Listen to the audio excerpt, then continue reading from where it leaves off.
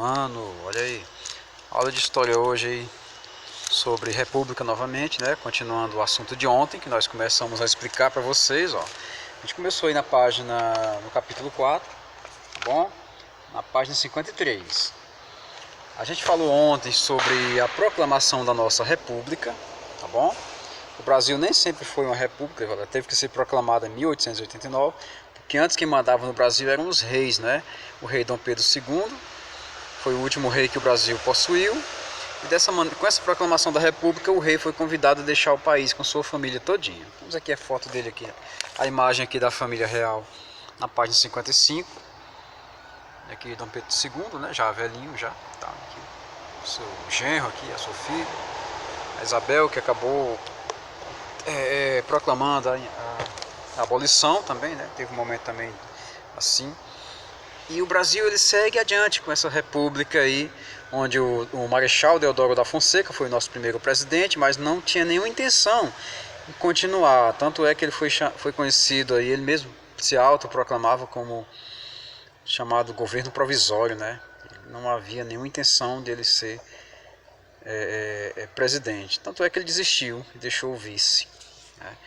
O Marechal Deodoro da Fonseca, como era um general do exército brasileiro, ele não era, nem sempre ele foi republicano. Ele, na verdade, ele gostava muito da monarquia, né? Ele era monarquista, mas como ele fazia parte do exército e teve toda aquela questão, aquela pressão para ele encabeçar o novo governo, ele acabou aceitando aí de antemão, viu? Então, olha só, 2 anos depois, como nós vimos também na aula de ontem, o pessoal proclamou ou instituiu a primeira Constituição do Brasil. Aliás, a segunda, né? A primeira republicana, vamos dizer assim. A primeira Constituição republicana. A Constituição é um livrinho, né, que tem todas as leis. Falamos disso aí ontem. Um livrinho que tem todas as leis do país. Constituição. Serve para quê? Serve para nortear o cidadão, né? Para dar uma orientação ao cidadão, para que ele conheça suas leis, seus direitos e seus deveres também, enquanto cidadão do país, né? Todo país tem uma Constituição. O Brasil também não poderia ser diferente.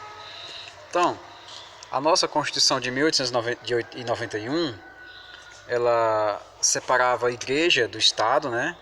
Separava a igreja do Estado. Antigamente era uma coisa que funcionava no padroado único aí. Havia um acordo chamado padroado, no qual a igreja e o Estado acabavam tendo que administrar um Estado, um país. Isso é coisa bem antiga mesmo ali, desde quando a igreja começou a atuar na Europa, né? Nessa Constituição aqui, separando dessa maneira, começou a surgir, começou a valer o chamado casamento civil, né? Começou a valer também a questão de que o Brasil não era mais um país que era obrigado a ter uma religião, tornou-se um país laico, sem religião oficial, e no qual, sendo sem religião oficial, o governo não poderia punir aqueles que fossem pegos rezando, ou orando, ou digamos, praticando nenhuma outra vertente ou realidade religiosa. Não poderia ser punido ninguém por conta disso, né? A Constituição do Brasil, ela fala bem aqui na página 55. A gente vai perceber aqui algumas coisas interessantes, porque foi nessa Constituição que foi, digamos assim, instituído o voto, né? O pessoal começou a pensar que ia votar nessa Constituição aqui. Em primeiro lugar, o voto não era para todo mundo, né? Mulheres não votavam, analfabetos não votavam, soldados não votavam, religiosos em processo de formação também não votavam. Quer dizer, somente homens acima de 21 anos de idade é que poderiam votar. E olha lá, se tivesse uma renda assim, interessante, se tivesse sim um certo prestígio, né? Um conhecimento, enfim. O voto também, ele era aberto, ele era um voto aberto. Isso quer dizer que todo mundo sabia em quem votava, todo mundo, né? Enfim, o cara que fosse votar ali já sabia que era declarado o voto, né? Declarado o voto, e ficava ali um monte de pessoas ali assistindo naquela hora da eleição ali. Ó, fulano não votou no fazendeiro fulano de tal, então ele fulano de tal vai demitir ele, né? Então era dessa maneira que funcionava a questão do voto naquela época, né? Estamos falando do século XIX, já no finalzinho do século XIX, querendo começar o século XX, viu? E o que é que tinha mais nessa Constituição? Olha só, foi abolida as instituições monárquicas, quer dizer, monarquia não valia mais, né? Inclusive aqui nós temos aquela questão dos três poderes, né? Além do republicanismo, tinha os três poderes: executivo, legislativo e judiciário, tá bom? Senadores deixaram de ter cargo vitalício, quer dizer, agora seriam 9 anos para senador, já é muito, quase uma década de pessoa sendo senador, né? O sistema de governo foi o presidencialista, embora muitos quisessem o parlamentarismo, mas também não conseguiram, né? O parlamentarismo é aquele que um ministro governa, o primeiro-ministro governa, o presidente fica lá só assinando papéis. O presidente da República passou a ser o chefe do poder executivo. As eleições passaram a ser pelo voto direto, que continuou a ser aberto e não secreto. Os mandatos tinham duração de 4 anos para presidente, 9 anos para senador e 4 anos para deputados federais.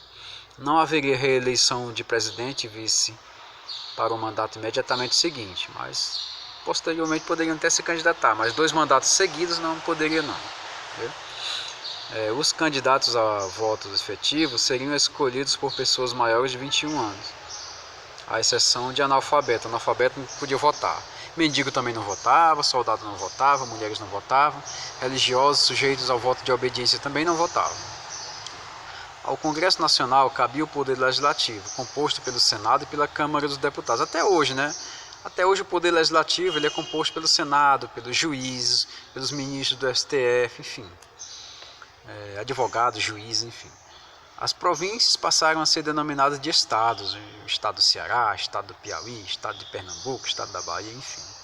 Os estados da federação passaram a ter suas constituições hierarquicamente organizadas em relação à Constituição Federal, ou seja, qualquer estado, como por exemplo o Piauí, poderia muito bem bolar uma Constituição à parte, né, desde que obedecesse à Constituição maior. Poderiam ser criadas leis, enfim, afinal de contas era uma federação, viu? Por ser federação, cada estado poderia ter uma certa autonomia, desde que obedecessem à Constituição maior, às leis mais importantes. Criação do Distrito Federal, o estado da Guanabara, no Rio de Janeiro, para ser a sede da capital do Brasil, né? Mas futuramente, deixaram bem claro que futuramente havia previsão de criar uma capital federal. Isso só foi feito na década de 60, com Juscelino Kubitschek construindo a cidade de Brasília, né? Os presidentes das províncias passaram a ser governadores de estados, eleitos pelo voto direto, à semelhança do presidente. Antigamente era colocado pelo presidente, né? O presidente gostava de alguém, vai lá, vai governar o Piauí, pronto.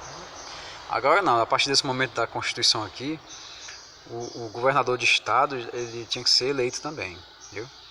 Cada estado era composto por municípios, até hoje isso funciona, e os municípios podem criar suas leis orgânicas.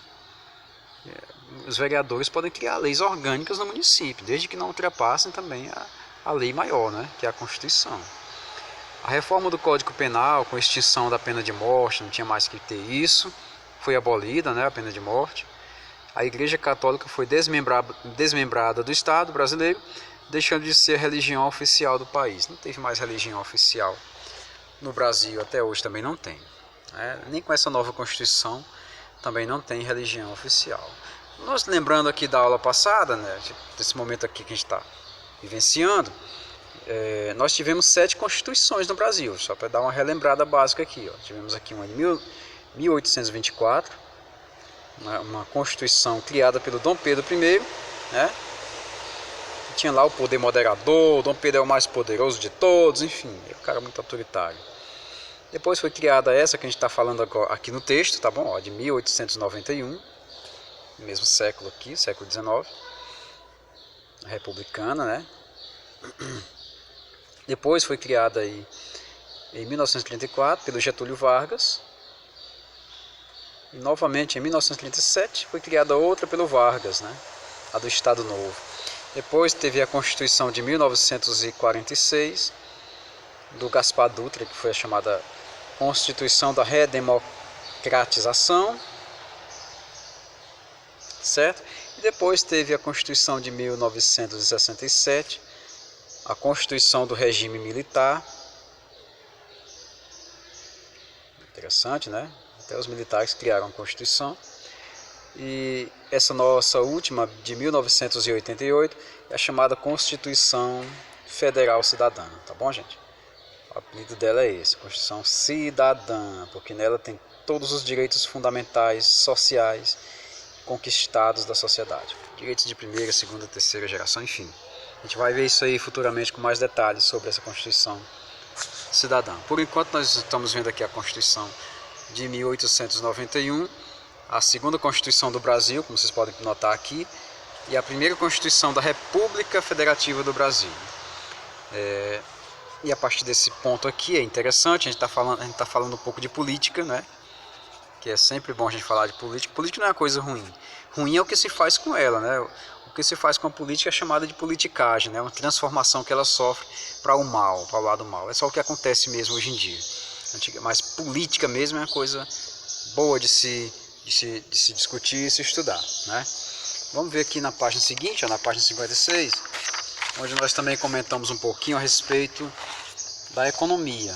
Saímos um pouco da política, vimos aqui um pouquinho para o campo da economia, onde nós temos aqui a chamada crise do encilhamento. Gente, encilhamento, na verdade, foi um plano econômico para salvar o Brasil, tá bom? Para salvar o Brasil da inflação, que o negócio estava brabo naquele tempo. Então o presidente chamou um dos caras um dos maiores intelectuais do Brasil na época, o Rui Barbosa, para ser ministro da Fazenda. Fazenda não é uma roça não, gente. Em política, fazenda com F maiúsculo quer dizer receita, quer dizer, digamos assim, economia. Pronto, ministro da Economia, fica mais fácil. Rui Barbosa tinha que elaborar um plano, né? Um plano econômico para salvar a economia do Brasil. O que é que ele fez então? Rui Barbosa chegou lá e fez...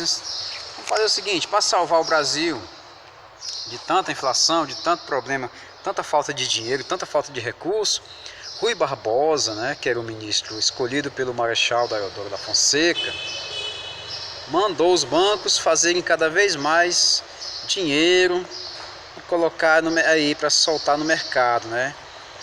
Então, tava faltando dinheiro, Rui Barbosa foi lá e mandou o banco fazer dinheiro. Para quê? Rapaz, não foi... É o seguinte, ó, fazer um monte de dinheiro e deixar o dinheiro solto só vai servir para aumentar mais a inflação. Se cada brasileiro tivesse 10 mil reais no bolso, hoje, no primeiro dia seria maravilhoso. Mas no segundo dia em diante, as coisas todas iam aumentar de preço. Porque todo mundo já tinha dinheiro, porque eles iam querer mais. Então, o preço do dinheiro tem que seguir o preço das mercadorias e serviços. E vice-versa, o preço da mercadoria e serviço também tem que seguir o preço do dinheiro. A gente vai ter uma aula futuramente só de inflação, para a gente compreender melhor essa coisa da economia. Então, olha só, a inflação é o aumento generalizado de preços, até aí tudo bem. Então não é solução você soltar um monte de dinheiro, mandar a Casa da Moeda, mandar os bancos fazer um monte de dinheiro por aí, soltar no Brasil, achando que isso vai resolver todos os problemas. Tanto é que o pessoal acabou apelidando esse plano do Rui Barbosa de encilhamento, né? Encilhamento é colocar um freio na coisa, e não conseguiu colocar o freio. Encilhamento é como se fosse assim, colocar o cabresto. Faz o encilhamento do cavalo, coloca o cabresto no cavalo, é isso aí, exatamente. Então olha só, o Rui Barbosa mandando fabricar um monte de dinheiro, não deu certo, foi piorar a coisa, porque apareceu um monte de empresa fantasma no Brasil aí. Não é que significa que seja empresa assombrada, não. Empresa fantasma é empresa que não existe, é fachada. Então esses supostos donos de empresa fantasma, começavam a pegar o dinheiro emprestado e não devolvia mais, o que é pior, ia aplicar no mercado de ações, né? E o que era pior ainda, que essas empresas não funcionavam e as ações delas só valiam no papel. Depois que as ações foram vendidas a preços exorbitantes, o pessoal descobriu que eram só fruto de coisa de empresa fantasma. Então foi um tiro pela culatra, sair por aí emprestando esse dinheiro todo para todo mundo. Então, gente, a solução na verdade é produzir a quantidade de dinheiro de forma equilibrada para saber quanto é que um Brasil possui de serviço e de bens. a quantidade de dinheiro não pode ser maior do que a quantidade de bens e serviços, porque senão gera inflação. Também não pode ser menor, tem que ser um número equilibrado. É por isso que o governo não manda fazer um rolo de dinheiro para dar para o povo, não. Se fizer isso, o preço de tudo enquanto vai subir também. Por exemplo, um exemplo prático para a gente, um exemplo bem prático. Muita gente fica feliz, o salário mínimo subiu, fica morrendo de alegre, né? Mas o salário mínimo subindo, né? A pessoa deixa de dançar em pouco tempo. Sabe por quê? Porque o salário mínimo subindo, o preço das coisas também vai subir, né? Então a alegria aqui dura pouquinho, né? A pessoa fica, eita danação. É isso que acontece do mesmo jeito com a inflação. Soltar dinheiro demais no país não vai resolver muito problema não. O que se espera resolver com isso é apenas em alguns dias, coisas de imediato. Mas coisa a longo prazo tem que investir muito na geração de riqueza no país. Geração de serviços, geração de mercadorias, geração de produção dentro do país. Aí sim o dinheiro vai vir, porque cresceu a oferta, né? Cresceu a produção. Aí o dinheiro vem também. Mas botar mais dinheiro antes de ter serviço e tudo para produzir, só vai servir para aumentar o preço das coisas, né, gente? Pois é, então foi isso. O Rui Barbosa fez um negócio aí meio sem rumo, ele acabou saindo, pedindo para sair, não deu mais certo. Apesar de ser um grande intelectual, jornalista, enfim, acho que só não era economista mesmo, o restante ele era um monte de coisa. Jornalista, escritor, teatrólogo, enfim, um dos maiores intelectuais da época, né? O pessoal até certo tempo dizia assim, fulano, vai estudar que tu não é Rui Barbosa não, vai estudar que tu não é Rui Barbosa, vai pega nos cadernos e vai estudar. Ele fazendo até uma alusão à inteligência do cara, que era muito inteligente realmente, tinha um QI altíssimo, mas nesse momento aqui o Brasil estava tentando aprender alguma coisa, nunca tinha aprendido, né? O Brasil era um grande ensaio. A Inglaterra não, a Inglaterra já sabia fazer muita coisa, enfim, mas o Brasil ainda hoje está tentando aprender. Tanto é que tivemos 7 constituições, como vocês acabaram de perceber. Na próxima aula a gente vai falar mais sobre um pouquinho de política. Falamos um pouquinho de economia agora. Vamos falar um pouquinho de política na próxima aula. A gente vai ficar com a política do café com leite, que embora tenha esse nome, não quer dizer que seja nada delicioso aí. A gente fala dos coronéis e fala também da economia do Brasil também. Ok? Muito bem. Próxima aula tem mais política, tem mais economia. Tchau, grande abraço aí, 9º ano, valeu.